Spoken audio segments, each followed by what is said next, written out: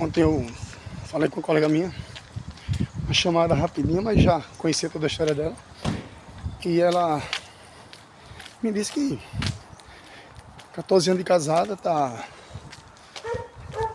com bronca, não tá dando mais e pá. Sabe que ama o marido, mas perdeu todo tipo de encanto, de admiração, né? E deixa eu sentar um pouco aqui.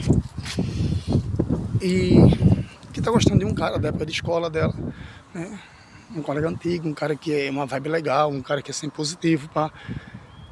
E eu, pô, se você sente isso, filho, não vale a pena você estar numa coisa que você não sente mais paz, que não tem mais química, sei lá o que, né? A reação química já acabou, digamos, já dissolveu o açúcar lá, né? Enfim, às vezes quando é imissível a coisa, você fica durando, porque não se mistura, então tá ali, mas misturou, já dissolveu, já acabou, enfim. Mas eu fiz pra ela, mas olha, pensa direitinho numa coisa, sabe? Aquela questão que uma vez eu falei sobre alegria e felicidade são coisas diferentes. Eita, um circo no oi. Eu fiz pra ela ver bem. Para analisar o que tu tá cansado no teu casamento. São coisas que é consequência natural da vida que você já tinha, que teu marido já tinha. Eu conheço os dois há muito tempo, né?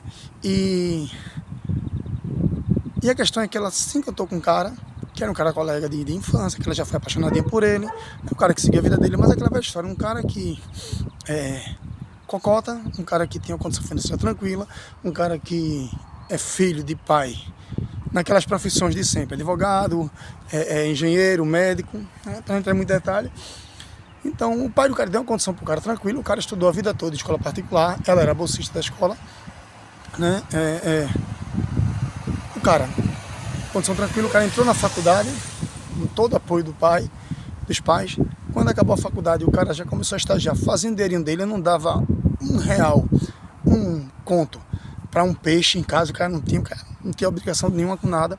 Então quando o cara terminou a faculdade, o cara terminou cheio de dinheiro, sem preocupação, namorava com a menina, casou, noivou, casou, né?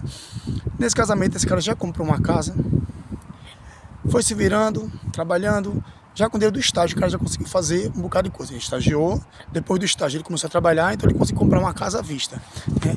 Que na época, salvo engano, foi perto de 70 mil. Eu lembro, faz muito tempo essa história, né? E daí, esse cara foi lá, foi comprar uma casa, eu tô contando a história do cara, uma casa nova, comprou uma cobertura.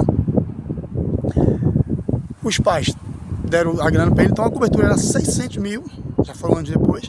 Ele conseguiu na barganha comprar por 480, porque comprou à vista. O cara tem a condição de comprar uma casa de 400 mil e tanto à vista. E beleza, então esse cara tem uma estrutura de vida totalmente diferente. Esse cara não tem os problemas que o outro casal tinha. Esse cara nunca passou problema. Esse cara tem um pai que, por mais que talvez não seja próximo, não, mas não tem uma família desestruturada a ponto de vista você saber, o pai bate na mãe, que pode bater. Não estou dizendo que não acontece não com família rica, não. Mas não falta comida. Não é um cara que chega em casa cansado, de um dia esgotado, às vezes de ir a pé para uma escola, de não ter comida, e chega em casa cansado, não tem comida. Quantos atletas no atletismo a gente soube que andava do quartel do Derby para Tabatinga, eu estou dizendo para quem não é de Recife, sei lá, bota aí cerca de 40 e tantos quilômetros a pé, porque não tinha dinheiro da passagem, mas ia lá fazer o esporte. Atleta nosso da nossa equipe. Então é a realidade do pobre. Então um cara desse que vai lá e gosta de alguém, ama, se junta por toda a dificuldade, sabe, quer estar junto, não dá para se comparar com um menino desse. O menino tinha uma vida totalmente tranquila, né, solto, tudo dava muito certo, para ele tudo é legal, problema não ficava perto dele, então para ele tá tudo sempre muito bom. Ele não paga por consequência alguma do que ele fez. Até porque não tem muitas consequências, não tem muito problema quem tem uma certa condição financeira. O dinheiro não compra tudo, não compra quase nada, mas tem livre de vários problemas que a pobreza traz. O outro lado, o cara tem uma base cristã, de uma família religiosíssima. Aí esse cara conseguiu se libertar da igreja junto com essa namorada, junto dela, noivaram, casaram, pagam aluguel até hoje, vieram os meninos muito cedo, ele com curso técnico, ela também. Então assim, não é a mesma coisa, principalmente no país feito Brasil. Aí você diz, nós temos problema no casamento.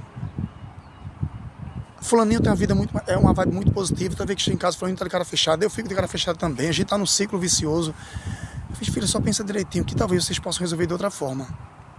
Talvez você tenha que mudar alguma coisa sua, e ele mudar alguma coisa dele.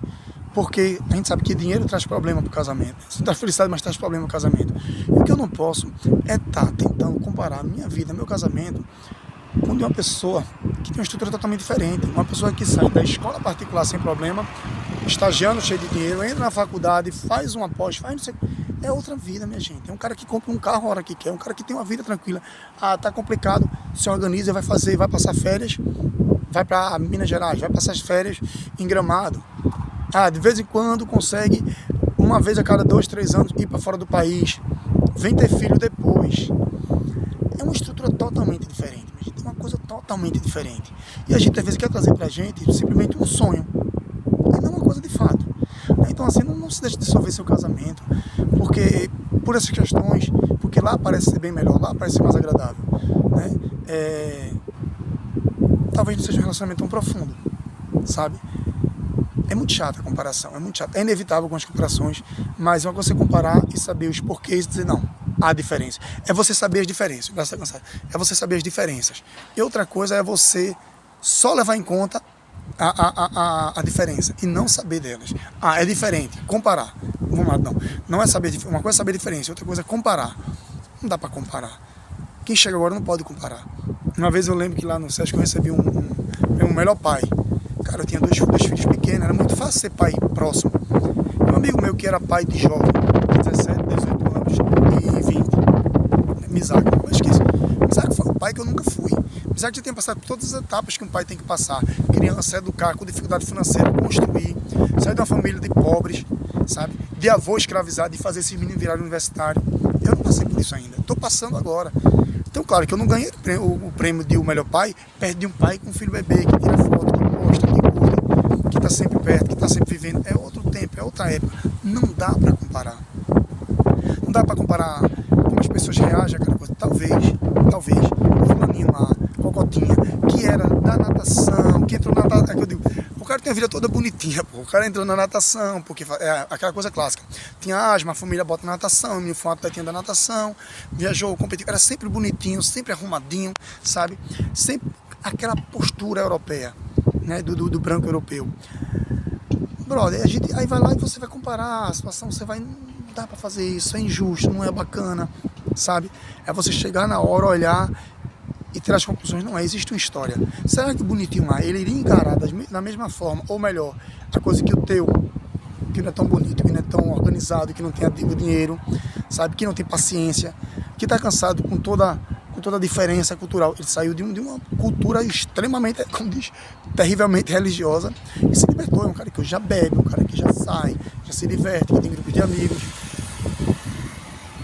Houve uma mudança nisso tudo. Então assim, será que fulaninho perfeito suportaria o que o teu suporta?